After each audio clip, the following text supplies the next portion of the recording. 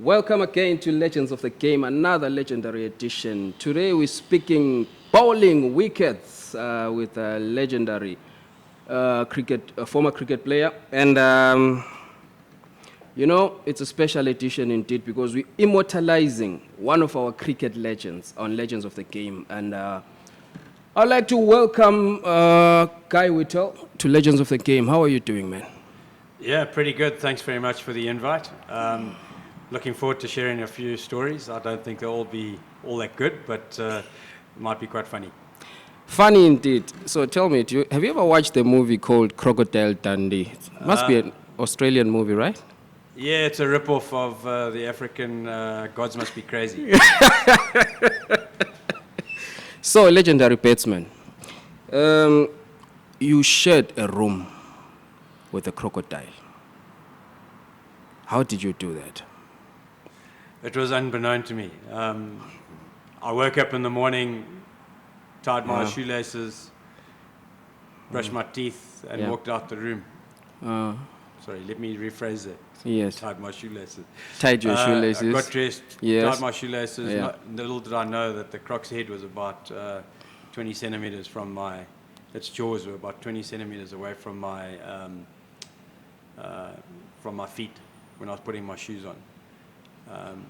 And then I walked out the room, went and made myself a cup of tea or coffee, and I heard this sudden scream from the bedroom, and she came running out. I ran out there to see what the hell was going on. Yeah. She was mortified, couldn't talk. Yeah. Anyway, went in there, and there this croc was under my bed. Sleeping with a croc, sharing the same room with a croc. Legendary stories indeed. Anyway, let's look at your profile, cricket profile. Whittall, you were born in Chipinge, in what was called Rhodesia, and you've played cricket.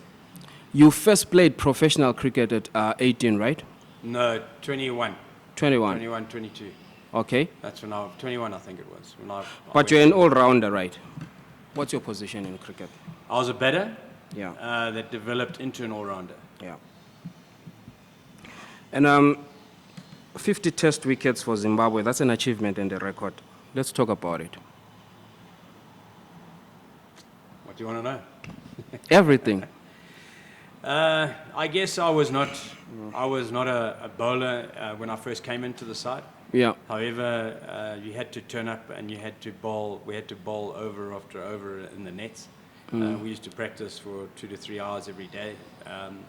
And in those days, we never had other people coming in to bowl at us or anything like that. We had to do it all internally within the team. Okay.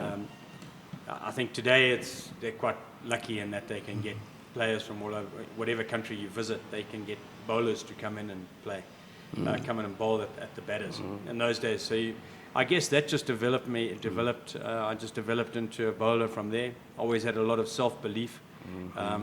Always had, everything was a competition in the nets. So I was always getting people out, even though every time it hit the pads, it was straight and they were out. I claimed it. So I guess just that little bit of competition. And then our coach in those days, John Hampshire, I was not allowed to pitch anything on middle stump. I had to bowl off stump and outside with no half volleys. So I guess there was a discipline that I had to develop in the nets. And if I did stray, believe me, just one ball, if I strayed with one ball, he was down there giving me a full lecture. And I'll never forget old John Hampshire with a Yorkshire accent. I don't think I can always get it, but he used to say to me, "For fuck's sakes, young Whittall, let me do the thinking. You just fucking bowl outside the off stump, lad." Okay. It was a character, and I guess that's where the foundation of our test and one-day cricket came from, was just being hell of a disciplined, where there was absolutely no flair in our game in those days, and it was just about ensuring that the opposition had to bowl straight at us for us to score. And it just made us, I guess, a lot harder as cricketers and disciplined. And then once, further on down the line, we got new coaches and the one-day game developed the flair. So I hear you speaking about your days playing cricket, professional cricket and school cricket. And looking at the current crop of players now, would you say cricket as a game nationally, locally has evolved? To be honest with you, I don't know too much of what's going on in the game. We see a lot of youngsters coming through the ranks and that. The game itself has evolved big time. Obviously, with the 2020 guys are scoring 8, 9 and over. Okay. In our days, trying to score 5, 6 and over in the last 10 was difficult enough. So, a lot of respect for the players today who are having to perform under that pressure. Trying to score off just all these bowlers now bowling well into the 140s and 150s and having to score 10 and over, and they're still managing to do that. I think the game's come a hell of a long way. Regarding our own product, our own in Zimbabwe, I think, the more game time that we get, the more they will develop as players and as a team. I think game time is important. I know we've slipped from sort of being in the top 7 or 8 in the world to, I think, down to number 20. And it's up to them between them and the administration to try and rebuild that and build the depth to achieve that, to get back up to the top. What do you think? Okay, I know you say you're not so deeply invested now in cricket, but what do you think contributes to that kind of a slip? You're talking about slipping downward. I mean, what do you think has contributed to that? I think, it's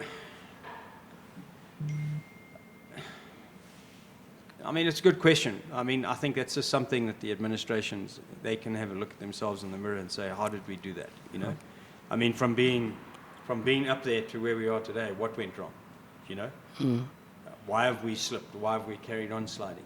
And those are the questions people have got to ask themselves, within the administration. And then how do you rectify that? How do you sort it out? And we've still got a good school system.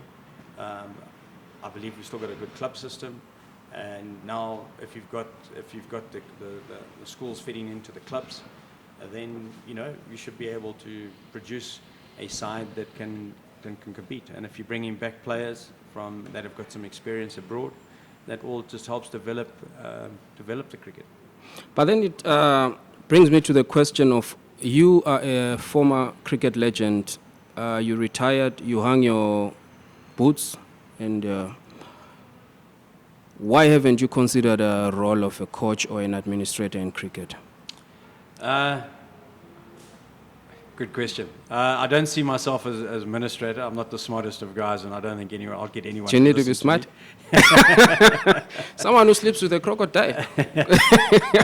And then commentating, I get mumbled. I'm so dyslexic. I'll say the end before the beginning, so we'll never get into that. And coaching, I take my hat off to anyone who can coach. Coaching is very difficult. It's very difficult. It's monotony. It's trying to keep things live, and it's just the monotony of the whole thing. I think every day the same thing. I'm more sort of like, I'd like to go and help, go in for an afternoon session or for a week helping, and go in with some energy that maybe the team needs or the coaches need, and just and give things from a give it from a totally different perspective. Yeah. So, if my records serve me right, with 3 World Cup appearances for Zimbabwe, how come we've never won the coveted trophy, the World Cup? What do you think is the problem, even during your playing days?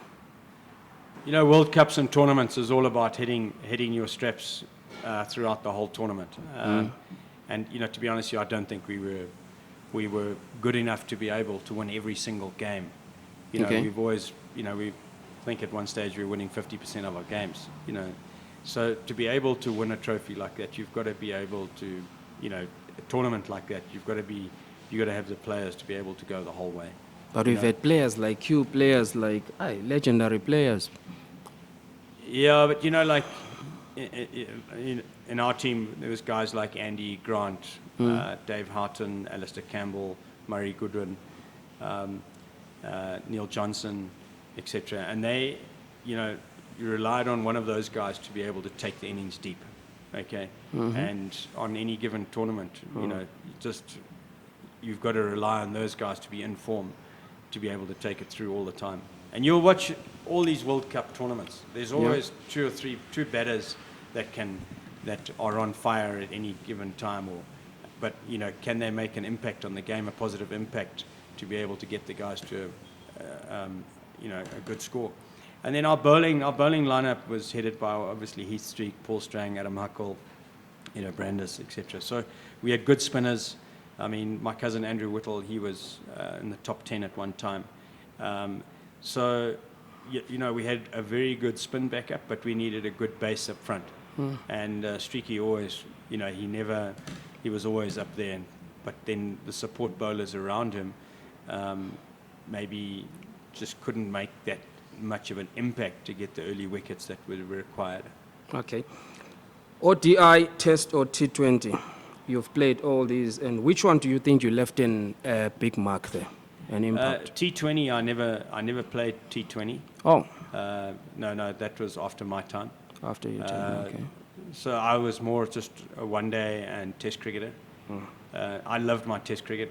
I just don't think there's anything like it. What did I leave behind? I don't know. For me, it's, what did my teammates think? Hopefully I put in enough work and effort and was, there for them throughout my career, Okay. I was just very happy to be able to walk out of it, I guess, with a few Test hundreds, etc., and some Test wickets. But I wish I could have done more, and I think, looking back, I think I retired at 30, and I think I was just coming into my own and understanding the game a lot more as a batter and what was required. Okay. How many ODIs have you played? I don't know. Okay. I don't know. Let's put it at 147. Will that be too much? It seems hell of a lot now. It seems like what hell of a about lot. Test matches? Is it above 50? No, I don't think I got to 50. I think about 40 tests, I think. 40 tests. And you've captained the national team many times? Yeah, a couple of times when Streaky was injured. Okay. So where's your strength besides being an all-rounder in all this? I think for me it was just, trying to give as much to the team as possible. I think, I think that's where one of my strengths was always, I was always there to bowl anyone who needed some help. I was there to give throwdowns. And just the team came first, eh? Okay. And I think that, that was sort of my strength within the team. Okay. So you were born in Chipinge, right? Yes. Yeah, and you grew up in Chipinge, Nikaland. How good is your Shona? Terrible. But you can say Shamwar. Yeah, I can. What else can you say in Shona? I can understand it more than I can speak it. You can understand it more than... You know why I'm asking? I want you to take me back to your cricket journey from the grassroots. At what stage were you playing cricket, and were you a product of school cricket, or you were a product of a club cricket? What was it like? Can you take me back to? Well, I think it just goes back further. I think when I was on the farm, we played soccer all day with not with a soccer ball itself, but just with soccer as in football. Yeah, just with the plastic, just a bit of plastic wrapped in with reg. Deep in Manikalinde. Yeah, and that's. Who are you playing with? Just all the friends on the farm. Oh. Yeah. Okay. All the local boys. I couldn't. My mum tried to teach me. She kicked me out of the classroom. I was there for half an hour and I was back. And it was all about playing and, trapping birds and all that sort of thing. Okay. And then after that, I was sent to boarding school at Rezawi. I guess I was very privileged to be able to go there. Yeah. And under Brian Curtis, the headmaster then, it was very much a cricketing school. Brian loved his cricket. I just sport was in me. I just really enjoyed it. I really loved it. I always used to go and watch the first teams. I had idols at school. Who were your idols then? You know, there's a tall, lanky fella called Kevin Butler. Kevin Butler. Kevin Butler, he was my idol when I was in the junior school at Rizawi. And yeah, I just wanted to make it from there. And then from there on to, you know, and I think the great thing about Rizawi is they had a very good cricketing culture. So I managed to captain the school there through most of the levels. And the great thing is that they let you captain the side, and then they would talk to you after the game about X, Y, Z, and everyone had to understand their field positions and what was going on, and you had to sort of like try and engage with the players and tell them, you know, this is what should be happening, you know, and you know. So you sort of like had a leadership role, and you learnt about the game, and you learnt how to make decisions, and I thought that was pretty cool. You know, I watch a bit of schoolboy cricket today, and it's too much into, you know, coaches are trying to coach too much on the field. And then from there on to Falcon, and again we were left to our own devices, and you know, the same sort of setup. So I was pretty lucky, you know. And then after school, you know, I was lucky to go to New Zealand when I was 16 on a schoolboy tour. I was terrified, absolutely terrified. Did you play when you went to New Zealand, or you were just part of the team? I played for the schoolboy side. Okay, schoolboy. That's Falcon. No, Zim schools. Okay. But I was terrified. I mean, I think the first time being in a big ndege and yeah. First time being in a plane. Yeah, and then and then having go through customs and all this border patrol and people in uniforms and everything like that. That was terrifying. Yeah. I'll never forget that. Okay. I was so terrified I left my passport behind in Sydney in Why were you terrified by the setup? No, or you were a farm boy, you were used to that? Just a country boy. Oh, a country boy, okay, yeah, right. A country boy, and you go, hey. And cricket takes you places unexpectedly. Yeah, suddenly you're in the big wide world, you know. Hey. Okay. So besides cricket, what other sports did you dabble into? Just at school, you know, I played, I tried anything and everything. Yeah, tried water polo. I drowned after the first 2 minutes. Never went back there again. Tried basketball, and enjoyed that. Which position? Basketball. I don't know, wing. I can't even remember. Okay. It was, just dabbling in it, and it just helped ball skills. You know. Yes. Those kind of sports are important to play because they just help your general all-round ball skill. Yeah. And then, rugby. Hey, I loved my rugby. Still very passionate about rugby. Love it. Okay. It was my number one sport, I think. Rugby. And then cricket took over. I think cricket took over later. Okay. Yeah. So, you seem to be a man with a lot of stories. Tell me, what was the most embarrassing thing in your life as a cricketer? Where do you want me to start? I don't know. Something happened in Australia, right? Which one? I don't know. I think when you lost your direction. No. I think we were playing in front of. We were playing Australia at the SCG Sydney Cricket Ground. Yeah. And I was caught behind pretty early, and obviously feeling very sorry for myself. I made my way back to the pavilion. Unbeknown to me, I was going in the wrong direction. And I looked up, and the crowd was going crazy. There's 30,000 or 40,000 people there. And I looked up, and they were all pointing in one direction. So I didn't really know, so I started going in the direction that the crowd was pointing me. So I was basically just doing a lap of honour. Cause How old are you at that time? No, it was a national game. I think I was 22, 23, I think. Anyway, fortunately, I looked back, and old Dave Houghton was coming in from the other end of the field, so I felt like a right tit. It was a hell of a long walk back to the changing room. Yeah. So I think I did it a second time at SCG about 4 or 5 years later. So the SCG has some memories. They must have bought you drinks after the game, right? Just to comfort you and bring you back to the camp. No, I think they were. No. It's one of those things that will stay in the changing room for a long time. Okay. Right. You say you wouldn't take up coaching, you wouldn't take up admin, but what do you think of Old Boys Association being part of building the cricket in Zimbabwe? Well, if you just look at the Zimbabwe's GDP, one of the biggest contributors to that is the diaspora. So, this is a lot of people that have been within the education system here in Zimbabwe for the last 40 years. Yeah. And, I just believe 45 years rather.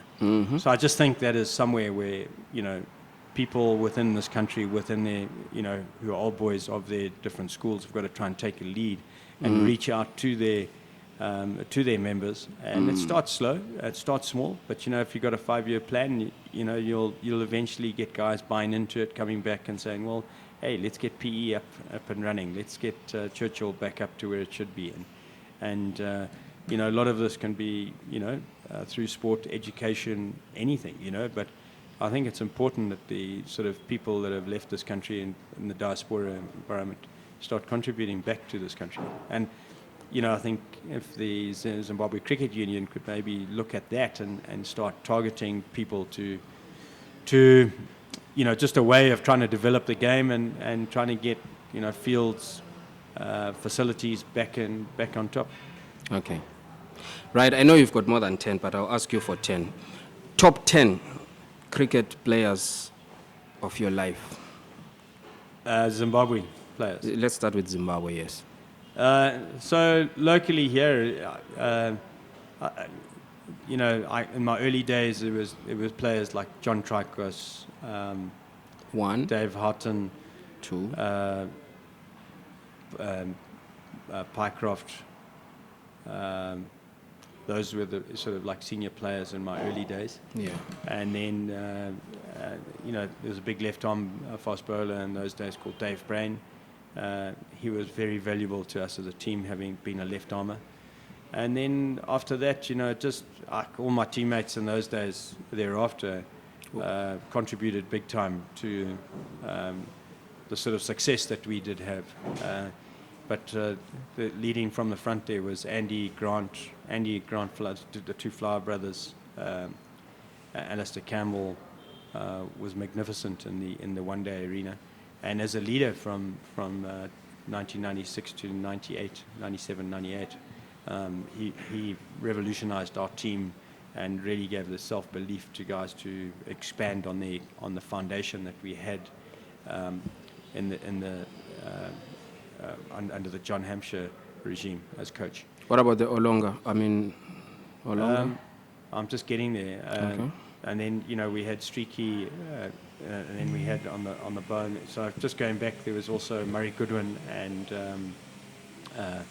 Neil Johnson, who came in and played a very important role in building that team.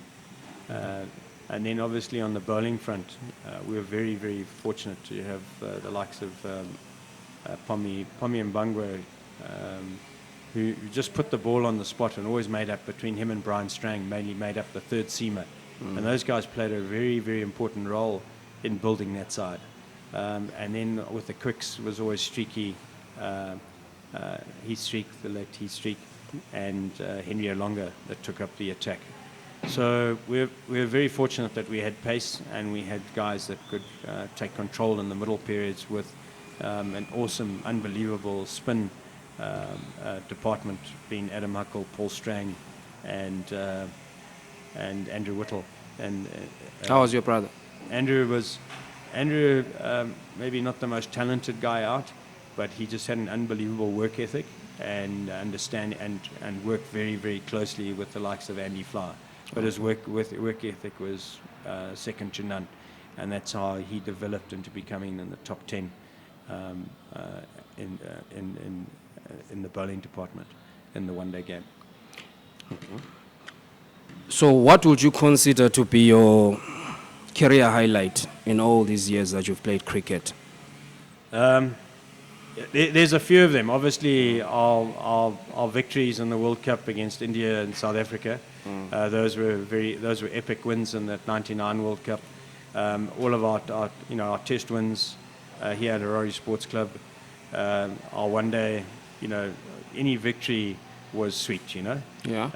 And then some of personal milestones was when I managed to get my double ton, my first 100 against Pakistan. Where was this? Pakistan or here? Pakistan, I got my first 100 was Pakistan here in Zimbabwe. Oh, it was in Zimbabwe. And it was against a lethal attack. And then, there were some other, special moments, people that made their hundreds, been batting there with people who made their hundreds. And I remember batting with Hamilton Masakadze, and he was 19 and he got his first 100. It was a very special moment, and I was proud to be part of that. There's just lots of like little things, big things for other people that were just very powerful for the rest of the team, sharing those moments. Yeah, I heard you counting your top 10 cricketers of your time, and I thought you were going to mention someone, but you never mentioned Stuart. But anyway, Stuart sent me these 3 questions for you. Yeah. So the first one, he said, I must ask you this. Ask him to tell you the story about meeting Frank Barnes, New Zealand rugby player in New Zealand, and the conversation that you had with Frank. What was the conversation?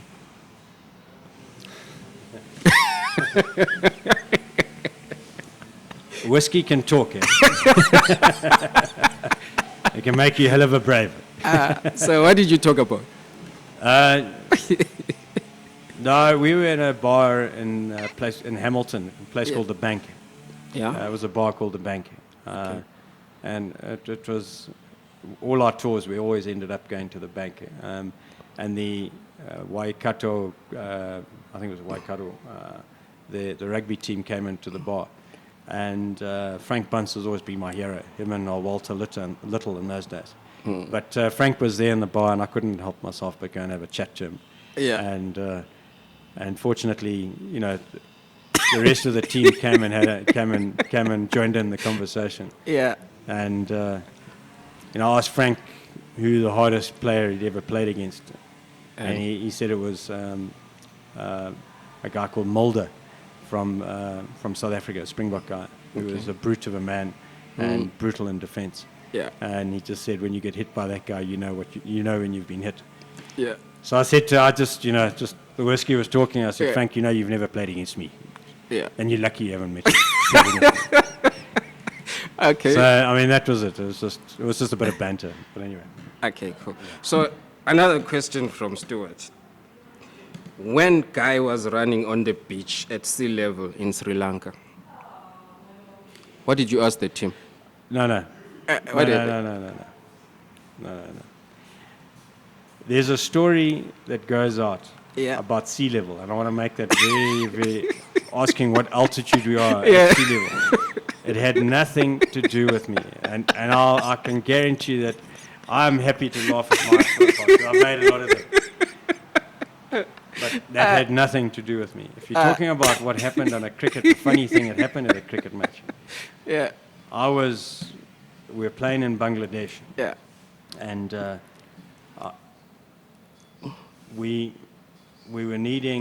only needed to score 2-3 runs and over, but lose no more wickets because of Duckworth Lewis. Okay. And they told me I was sent onto the field to go and tell Steve Peel and Dave Brain to hit out. Yeah. But I'd done my own calculations, and by the time I got there, it was a long walk, a long run out there to the field. Yeah. I'd forgotten what I had to say. And I said the absolute opposite to what was And Okay. the next over, Steve Peel, who could not block a ball to save his life, was blocking the ball. And they were just cruising along, scoring 2 or 3 runs and over. Okay. And John Hampshire, Andy Flower, and Dave Houghton turned around to me and said, "What the fuck did you say?"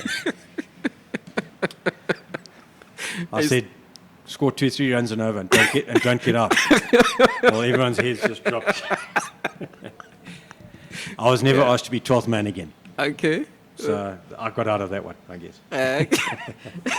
And then his last question is, besides batting with Stuart, who was the next best Zimbabwean batsman you enjoyed batting with? I never liked batting with the Flower brothers because they always ran me out. Okay. I liked, yeah, no, I enjoyed. I enjoyed batting with everyone. What I really did like batting about Andy Flower is that he always kept the scoreboard ticking, you know. So, and you just felt there was some sort of control out there, and that any of the, you know, you sort of started to believe in your teammates as time went on, their strengths and their weaknesses, and you just helped each other out. Okay, that was from Stuart. At least you answered his questions.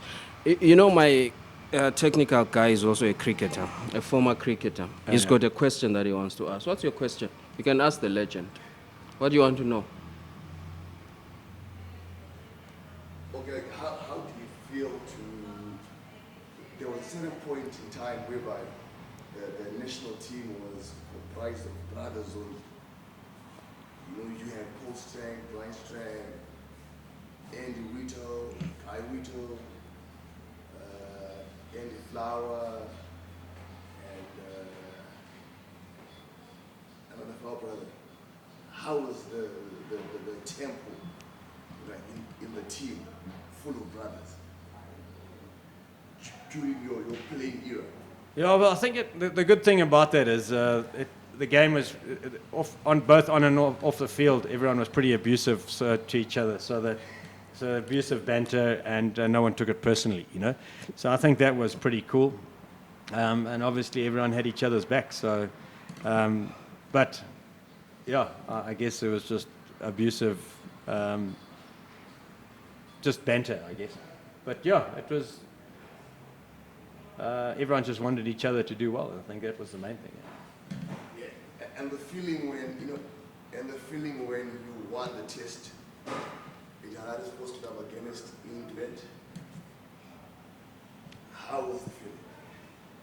It's beating the Poms was always great, you know. And you know the nice thing about, you know, talking about highlights, that Bulawayo test, it was a dead tie, you know that.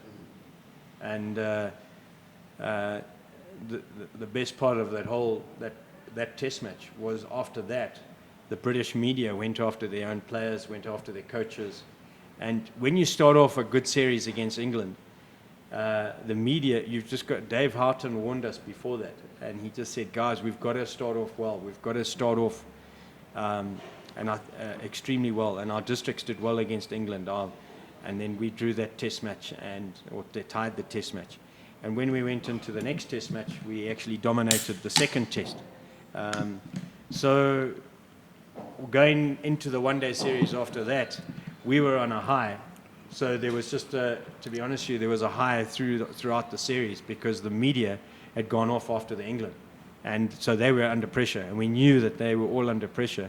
And we just had to knuckle down and just, you know, and apply that pressure, more pressure with bat and ball. So, you retired from cricket, and you are now a man of the wild, man of the forest, right? How is the after cricket life? What are you up to? So after cricket, I've just gone back to. I went back to the safari industry. I'm a professional hunter. I got qualified and became a professional hunter, and I hunt between Zimbabwe and Mozambique. What are you hunting there? What type of animals? Just everything from, you know, elephant, buffalo, lion, leopard. You know, is the more dangerous game, and then all the smaller species like your eland, kudu, zebra, wildebeest. What's your most prized trophy? I love hunting elephant. How many have you gotten down so far? I'm not going to say that because it's not healthy. Being a pretty a lion. Have you hunted a lion? Yeah, I've hunted a few of them, quite a few of them. But all those kind of things. It's not something to in this day and world to sort of brag about. But it's just something I love doing. It's something I enjoy guiding people, and sharing a campfire with people that have dreamt of a safari in Africa. So, I just enjoy. It's a passion of mine, and I really enjoy it. Yeah, in as much as you like the wild, you seem to be brushing yourself against the wildlife. Tell me about your lion encounter. Was it a leopard? No, it was a leopard. Yeah. No, it was How silly, are you? Foolish. No, I'm pretty good at the moment. Where was the attack? The attack happened in the Zimbabwe Valley Conservancy. Which side of your body? Just on my arm here. It's all healed up. The doctors did an amazing job here in Hippo Valley, at Hippo Valley. The doctors were amazing there, and being able to, my whole head was, back of my head was opened up, and they did an amazing job in stitching that and stopping the bleeding. Obviously, when you do get ripped up on your head, you lose hell of a lot of blood. And at my age, you've got to be very careful because you're pretty vulnerable to heart attacks and all that sort of thing. It's more wild than cricket, being a hunter. Look, it can be, but also facing the quicks was also quite a horrifying experience. Okay. Especially on a green top or anything like that. So, it's just adrenaline. Cricket was an adrenaline, and hunting can be an adrenaline. Interesting indeed. Thank you so much, Guy Whittall, for gracing us with your presence and time here at Legends of the Game. And we wish you all the best in your future endeavors. If you decide to come back to cricket, let us know. If you decide to stay in the wild, still good. We have immortalized your contribution through Legends of the Game, because that is our point. Here at Legends of the Game, we immortalize our legends and celebrate them at the same time. This was another one from us, Legends of the Game, with the legendary cricket player and all-rounder batsman, Guy Whittall. Till next time, cheers, bye-bye. Thanks, boss.